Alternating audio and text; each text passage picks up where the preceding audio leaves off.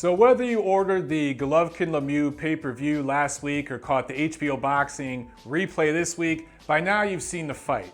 And after Triple G completely dismantled David Lemieux, a top 5 middleweight coming into that fight with the title, of course, the typical haters came out in typical fashion saying the typical things. David Lemieux's a bum.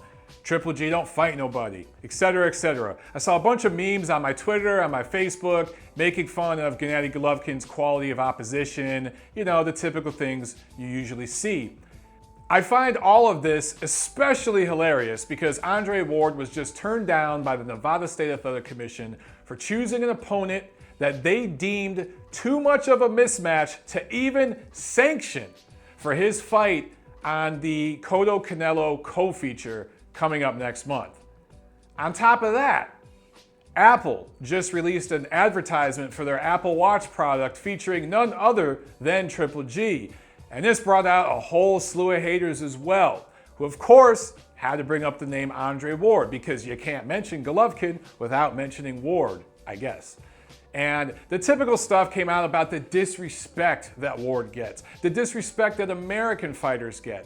Why isn't Andre Ward getting commercials? He's an American, and this foreign guy who's only been in America for a few years, he's already getting Apple commercials.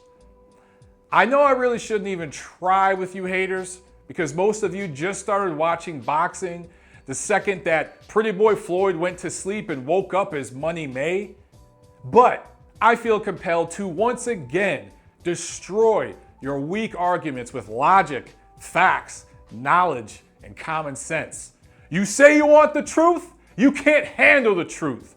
This is the Montero drama show, Triple G and SOG.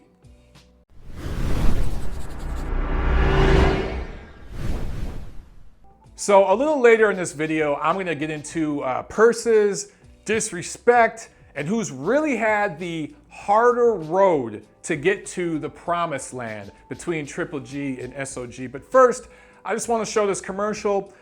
This is the Apple Watch ad for those of you who haven't seen it.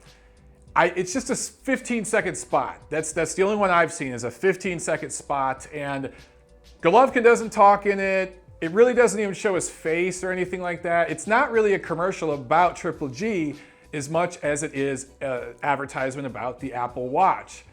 Apple has always broken ground with their advertising, right? You can go back decades, you can go back to the 80s with this stuff. They always seem to think ahead. And no doubt they chose Golovkin for this. There's some demographic reasons why you could make that argument, but the biggest argument that he's gonna be the next face of boxing. That's what they're banking on. And again, Apple's always done very well with their advertising. They've made smart decisions. So by them featuring him in this ad, it makes a lot of sense for a lot of different reasons. But look, most people in the boxing community were excited about that because boxing doesn't get respect from the mainstream. Let's face it, guys. The mainstream media hates boxing. They only report about boxing when something bad happens or when a good boxing movie comes out and they want to give somebody some awards, some actor or something. Rarely does boxing get any mainstream love. And you look at all the attention that's paid to the NFL, the football players and the concussions, right? And Congress is talking about it and there's all these specials in the media. Meanwhile, that dwarfs the issues the athletes in boxing face. The guys in the UFC, they don't have nearly the amount of head trauma that the NFL guys have. The NFL guys have nowhere near the head trauma that boxers have to deal with. And yet, nobody gives a shit in the mainstream media. This is stuff that we can all agree on, right? So you would hope that everyone would be excited that Golovkin got a little bit of mainstream love in that Apple Watch commercial, but not so. I saw a lot of stuff on my Twitter feed and stuff just bashing this and making it about race. I saw actual Hall of Fame fighters in interviews bashing this and saying, you know, guys brought up the name Andre Ward, they brought up other fighters. Why aren't these guys getting advertisements? You know, why aren't these guys getting sponsorships, et cetera, et cetera. It's really disappointing, but I just want y'all to, I'm just gonna ask a question of y'all real quick. Please check your selective outrage, your bias, your prejudice and your racism just for a second. Try to erase your short-term memory, and let's back up 2 years, all right? 2013, Nike was doing a 25-year anniversary celebration of their Just Do It campaign. And look guys, this isn't even arguable. The Just Do It campaign is the biggest, most universally recognized campaign in sports marketing history. The biggest athletes in the world have been attached to this thing for decades. So they were doing a 25-year anniversary and they made a 90-second commercial celebrating it. This commercial featured the biggest names in sports. I'm talking LeBron James, I'm talking Serena Williams, among many, many others. And the voiceover was done by Bradley Cooper. Hollywood royalty, Bradley Cooper. The biggest, hottest thing in Hollywood right now, right? Guess who's in this ad, guys? About halfway through. There he is. Oh, the disrespect. The disrespect this man gets. Why can't he get a sponsorship? Nike. Why can't he get on a commercial? Just do it. Guys, this isn't just a commercial with Andre shadowboxing. This is a commercial with Andre Ward, FaceTime, going right into the camera on an ad that featured the biggest names in sports in the world. He's a part of that.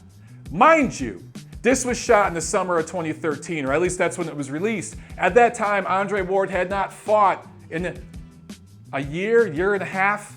He had fought once in 2012 against Chad Dawson. His one fight in 2013 against Edwin Rodriguez wouldn't happen until 6 months or so after this was released. Talk about some disrespect. Real quick, before I go into more of the Triple G Ward stuff, I want to talk about the pay-per-view, Triple G Lemieux. 150,000 buys. Now, of course, a lot of people were disappointed in this. I thought it would do possibly twice that. I was very, very vocal. I thought this thing could do upwards of 300,000 buys. Tom Loeffler was hoping it'd do 200,000 buys, and a lot of people at HBO thought it would get there. 150,000 is the number. You've heard conflicting reports. That's the number, okay? I want to explain to you guys that this is not an abysmal failure. It's not a smash success, but it's enough to cover bases. Look, just do math on this. 150,000 pay-per-view buys, that's $8 million in revenue. Now, that gets cut in half. They whack that up 50-50 with the pay-per-view provider. So that's $4 million to the promoters. And that was enough to cover the purses for the card right there. Golovkin was guaranteed $2 million, Lemieux $1.5 million, Chocolatito $250,000, and Brian Valoria $100,000, and then the rest of the undercard. Comes out to about $4 million. So the pay-per-view revenue alone covered the purses. Then you take into account that the tickets sold did over $2 million. And then there's sponsorships, there's merchandise, and this thing set a record at Madison Square Garden for the most merchandise ever sold at a boxing event there.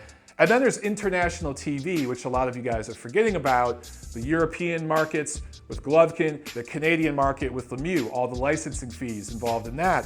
So that's another $1 to $2 million.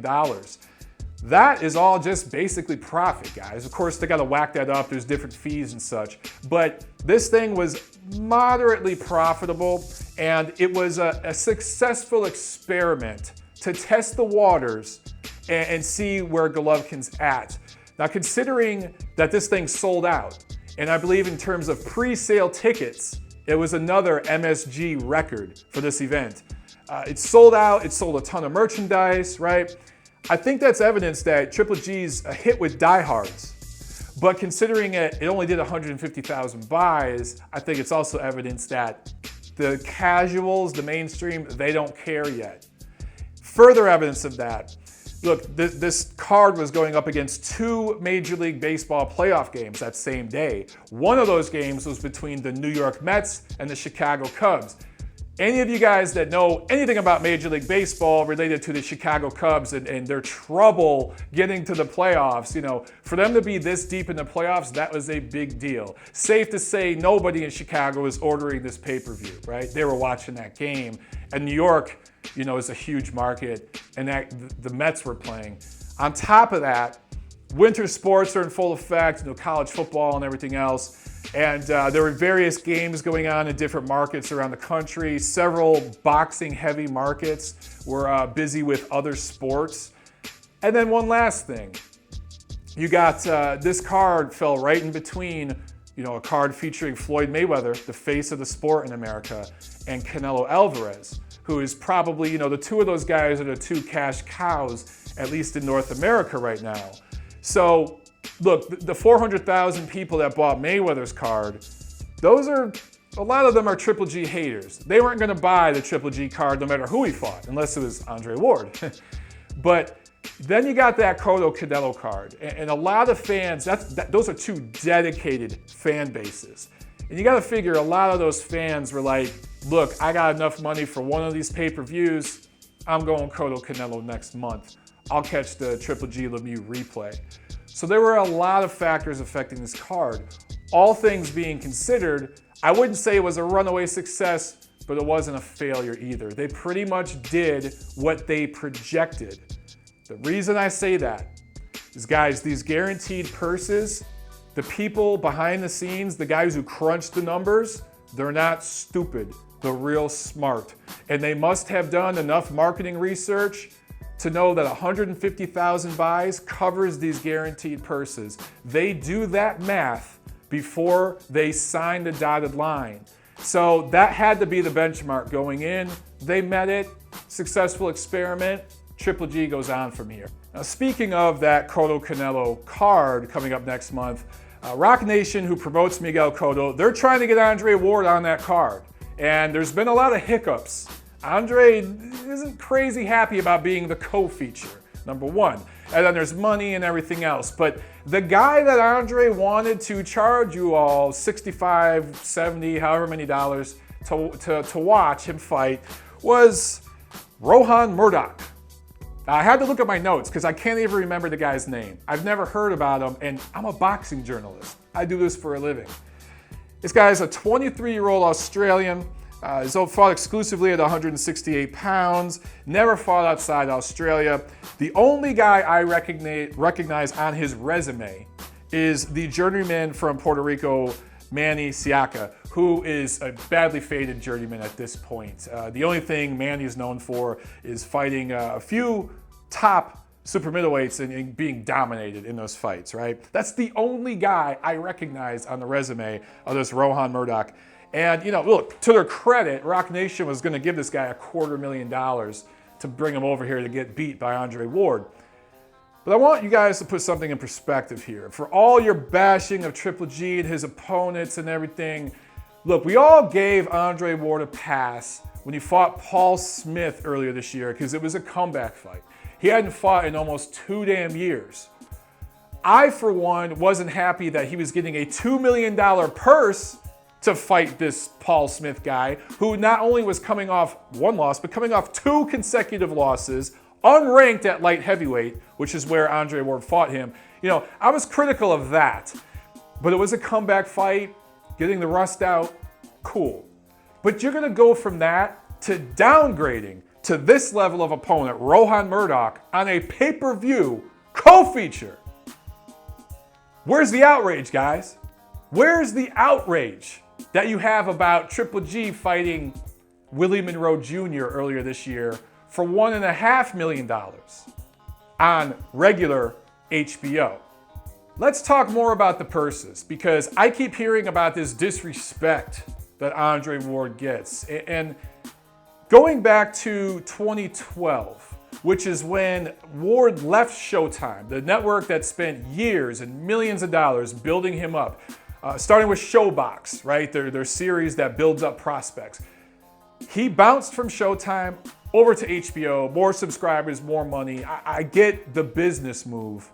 In his first fight with HBO in 2012, he got $1.4 million. First fight with HBO, $1.4 million to fight Chad Dawson. Now, he would have got more, but he had to give Dawson a little more money because he asked Chad Dawson to not only fly across the country to fight him in his backyard, but he said, hey, will you melt off 7 pounds as well? Chad Dawson was never the same after that fight. That 7 pounds just killed him. And Andre Ward put in one of probably the finest performance of his career against Ward. But just to put things in perspective, guys, the fight in 2013 against Edwin Rodriguez, he got $2 million for that. For Edwin Rodriguez. And then, as I mentioned, he got $2 million against Paul Smith. He was going to get well over that if he fights on this Cotto-Canelo card next month. So I'm trying to figure out where the disrespect is. A guy that has fought twice in the last 3 years, 3 in the last 4 years against less than stellar opposition. Even the Chad Dawson fight has an asterisk next to it, considering the drained weight. Guys, I'm not seeing a disrespect here. Now you compare that to Gennady Golovkin, who over the same time frame has gone 10-0 with 10 knockouts. Starting with his fight over Proksa, I think the Polish fighter. I believe that was his first fight on HBO. Over that time, Golovkin's been fighting for low 6 figures and slowly building himself up. You guys I'm not even going to go into the details, but trust me, Golovkin's made a lot of concessions and gone out of his pocket, paid some of these other guys to get the dates, the opponents, the venues, to stay busy and build himself up. And during that process a few years ago, Tom Loeffler at K2 and Abel Sanchez, the trainer, and even Gennady in his broken English, said, look, we'll fight anybody from 54 to 68. Y'all haters have taken that out of context, and you take those sound bites from years ago and you apply it to right now as if the situation hasn't drastically changed. At that time, 2012, Triple G needed Ward a lot. Now, he don't need Ward at all. In fact, it's the other way around. But talking purses, guys, a lot of you don't realize Triple G did not make $1 million till this year. He got $1.5 million from Monroe, as I said earlier, and he was just guaranteed $2 million against David Lemieux. Look, to get the same amount of money that Andre Ward gets fighting Edwin Rodriguez and Paul Smith, Triple G had to go to pay-per-view and fight a top 5 middleweight with a title. You tell me who's getting more respect in that situation. You tell me who had the harder road to get to the promised land. It's just numbers, guys, and these numbers ain't lying. You just don't want to see it. Another thing I should mention in terms of so-called disrespect. Andre Ward just signed a lucrative 3-fight deal with HBO. And that's supposed to kick off with this Cotto-Canelo card being the first of 3. And this is coming off his deal with Rock Nation. Let's stick with HBO though. HBO invested a lot of money in 2012 to bring Ward over and make that Ward-Dawson fight. And they got burned because Andre Ward became inactive. There were some injuries, but it was mostly due to his litigation with his former promoter, the late Dan Goosen, who did an outstanding job for him in that Super 6 tournament. Again, I need to mention, Andre Ward was the only fighter in that tournament who did not have to go on the road. The only fighter who never left his home country, barely left his home state, but I've talked about that in other videos. Even though HBO really got burned on that investment a few years ago, they just signed Andre Ward to a 3-fight deal, right? Not really knowing what's going to happen. But they have Kovalev, they have Ward. I think it's very, very clear. HBO wants to make a Kovalev-Ward fight next year. They're taking a big chance on Ward again, even though they got burned. On top of all that, Jim Lampley just named Andre Ward his pound-for-pound #1 fighter in the whole sport of boxing on his latest episode of The Fight Game, the show he does kind of monthly, semi-monthly. Even though Andre Ward, as I mentioned, has fought twice in the last 3 years and is coming off a fight against an unranked opponent at a catchweight. Guys, where's the disrespect? I'm not seeing it. Another thing I want to address to hopefully finally just put this thing to bed once and for all is the size difference between these two fighters. Now, I've talked about the difference in their ages and their pro careers in other videos. I'm gonna go back to the amateurs with this one. Both of these guys fought in the 2004 Olympics. Real quick, for those of you who don't know, Ward's amateur record, 114-5, and he won a gold as a light heavyweight, a 20-year-old light heavyweight in the 2004 games in Athens. Now you compare that to what Triple G did in the same Olympics as a 22-year-old. He won a silver medal as a middleweight.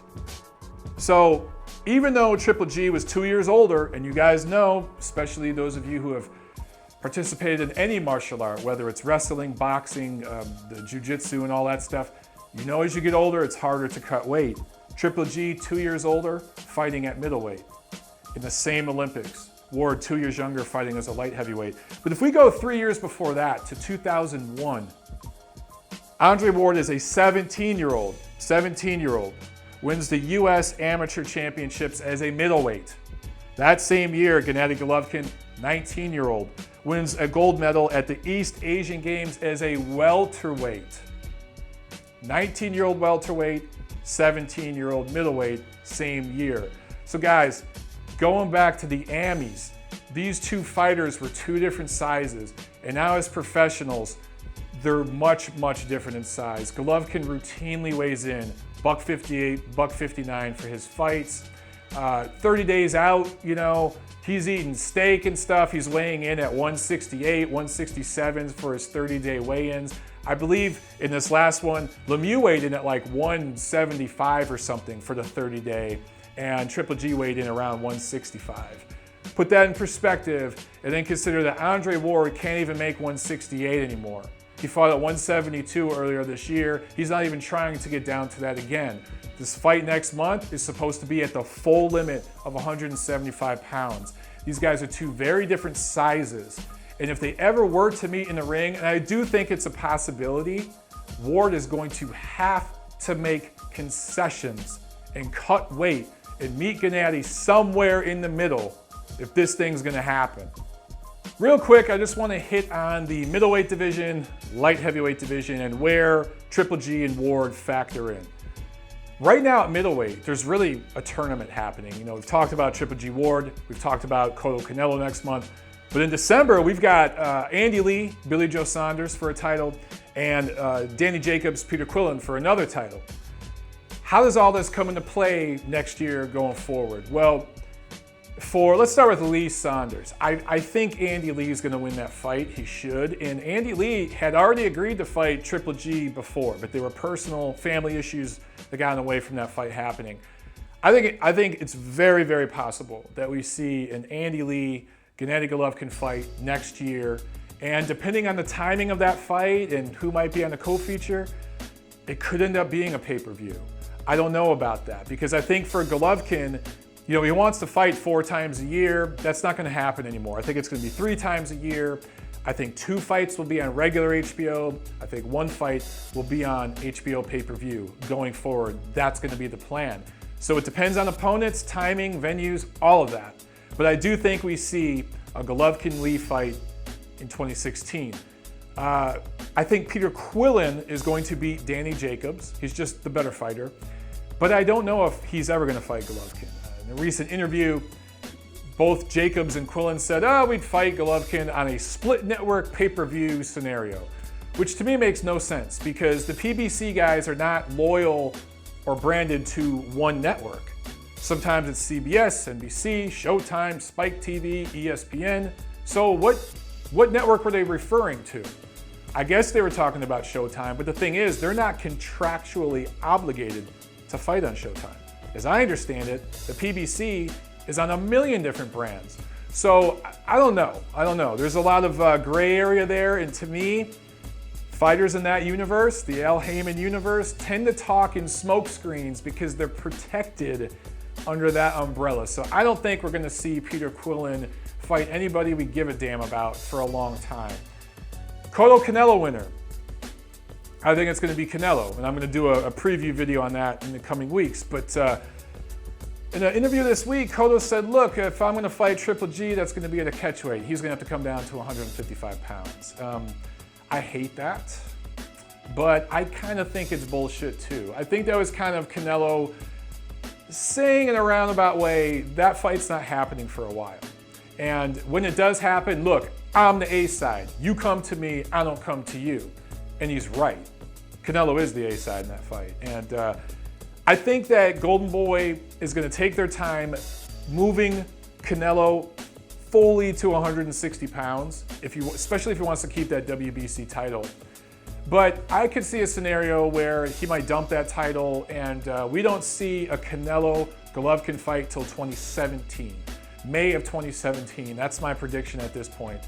And look, you don't become a pay-per-view star until you beat a pay-per-view star. And every generation we've seen that torch get passed. You know, Oscar De La Hoya. Well, let's just stick with recent examples. Floyd Mayweather wouldn't have became who he was without fighting Arturo Gatti, Oscar De La Hoya, and even Ricky Hatton on pay-per-view. You can say the same thing about Manny Pacquiao. He didn't become who he was till he fought Oscar De La Hoya, and then Ricky Hatton, and then Miguel Cotto. So you need that A side to catapult you, right? And then sometimes once you're an A side, you need that A minus side from a different market to expand your market. And that's kind of what the Mayweather-Hatton thing was. That's kind of what the Pacquiao-Cotto thing was to me. Right now, Mayweather is the cash cow in boxing, but he's not going to fight Gennady Golovkin. Not going to fight him. It's not even worth going there, guys. Not going to fight him. And, you know, whether he stays retired or not. So the biggest cash cow out there right now, around 160 pounds, is Canelo. And Triple G needs that fight to catapult him into the mainstream. So hopefully that's the fight that can happen in the coming years. And, you know, the winner of that fight, Canelo, Triple G, is possibly the face of boxing at that point. Might not be the pound for pound best in boxing, but the face of the sport. Going to the light heavyweight division, where Andre Ward is going to be fighting now. Again, I think it's obvious, Kovalev, Ward, HBO wants to make that happen next year. I think it will happen with Ward's second fight in the HBO contract. The reason why I say that is that way HBO's bases are covered. If it's a close fight and there's some controversy, they can do a rematch for Ward's third fight. And you know, everyone's happy when you're making money, right? So I think that fight can happen next year. And my personal belief, the winner of Kovalev-Ward is the pound for pound #1 fighter on earth, above Chocolatito Gonzalez. That's just where I stand right now. It could change over the next year, but that's how I see it.